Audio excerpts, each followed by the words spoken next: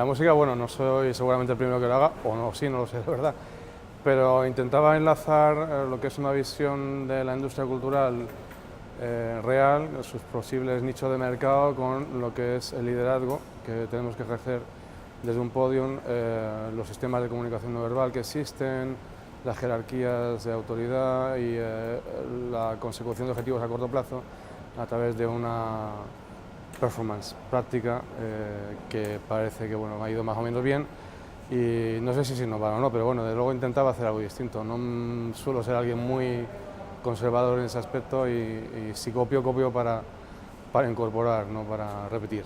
Hay un concepto general europeo y particularmente latino y en especial español de gasto en cultura y en otros aspectos más que de inversión. En el mundo anglosajón, que es donde yo me crío básicamente como profesional, eso es completamente al revés. Es tan al revés que es exageradamente civil la inversión como precursora o como hacedora de retorno y de ingresos. En el mercado que viene y que ya es presente, que es Internet y que es el mundo global, hay pocas marcas que nos puedan diferenciar. La cultura es una de ellas y la inversión en cultura para obtener beneficios es otra. El mercado digital, que es una realidad casi pasada, que nos está sabiendo explotar del todo todavía, esto es internacional, la no explotación del mercado digital todavía es algo internacional, tiene que ser inmediatamente asumida como un rasgo diferenciador nuestro. No vamos a poder competir en casi ninguna otra área que no sean las que de verdad nos diferencian del mercado, donde la mano de obra es excesivamente barata y a veces roza la esclavitud. La cultura es claramente uno de ellos y pensar en ella como industria es quizás uno de los objetivos que tuviera que tener cualquier gobernante ahora y cualquier miembro de la sociedad civil. Hago esta distinción porque no soy de los más promotores o que quieren que haya una inversión pública 100% dentro de la industria cultural, más que nada porque no tienen más salida que la que hay en presupuestos ahora mismo y creo que hay otros mercados que sí pueden incentivarse desde la sociedad civil. Es verdad que faltan leyes de mecenazgo, es verdad que faltan un montón de cosas, de herramientas que utilizar, pero hay que empezar a buscar ya los nichos de mercado donde la explotación cultural va a ser rentable. El reciente acuerdo entre Alemania y YouTube, que es de estos días, de esta semana, es claramente una señal de alarma. Van muy por delante ellos de nosotros como en otras cosas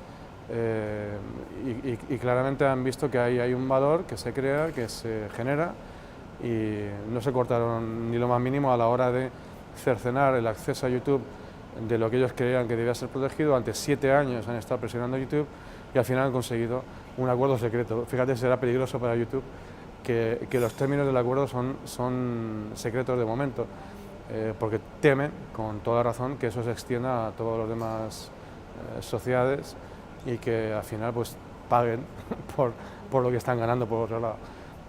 No veo tanto esto como una obligación o un castigo, ¿no? O sea, hay que olvidarse ya de lo que pasó con la piratería, hay que buscar que se produzca en asertivo, en positivo y creo que hay hueco para hacerlo y los emprendedores a quien dirigía la ponencia tienen mucho que hacer en ese ámbito. Es complicado, desde luego la piratería es casi una guerra perdida, excepto que se empiece a ordenar poco a poco el mercado alrededor de y que a su vez el acceso legal, digamos, a los contenidos culturales sea tan fácil y tan asequible para todos que la piratería no tenga ningún sentido. Pasa con otros contenidos. Las televisiones de pago ahora mismo están más o menos siendo asumidas ya en nuestros países, cuando en otros ya estaban muy asumidas, como en Estados Unidos, por la protección de contenido, pues, tipo partidos de fútbol, etcétera. Aquí ya más o menos se va entrando por el redil de que decir, bueno, es que al final hay que pagar, aunque sea poco, por un contenido que genera mucho. En este caso eso pasará, pero intento vender la idea de que antes de que pase eso se pueden conseguir ya rendimientos con lo que ya tenemos, con las herramientas que ya tenemos. El desarrollo de apps está casi virgen en el terreno de la música, salvo las que todos conocemos, herramientas de todos los días, pero se podrían hacer millones de herramientas más que seguramente para alguien conocedor de ese tipo de tecnologías no será tan complicado diseñar. Se está abandonando en favor de algo quizá más trivial, pero yo no sé si, por ejemplo, buscar entradas en la ópera de X país para ver streaming barato de a €1 o menos de una ópera en directo puede ser rentable o no, pero creo que tampoco va a ser muy alta la inversión para conseguir, por ejemplo, que sea rentable. Claro, estamos hablando de que la inversión hoy en día no va a ser tan alta comparado con el posible rendimiento. Se está posicionando todo el mundo alrededor de eso, las grandes compañías del disco antiguas están comprando vía acciones a todas las generadores de streaming, pues los Spotify, etcétera, etcétera. Lo que quiere decir que si ellos lo hacen es porque ahí está el negocio futuro, una vez que decida alguien que eso sea un negocio, ¿no? Yo creo que es un buen momento para posicionarse y antes de que otros mercados absorban lo que nosotros tenemos como diferenciador. Hablamos de China, hablamos de los países árabes, hay mucho dinero, poca tradición de nuestra cultura, de la suya sí, evidentemente, tienen otro tipo de gestión cultural y de contenido, pero están importando en la nuestra. Claro, ¿nos van a poder también importar la explotación de la nuestra? Seríamos muy torpes. Creo que eso hay que intentar evitarlo y avanzar en ese territorio lo más rápido posible. Era un poquito el mensaje que quería mandar hoy.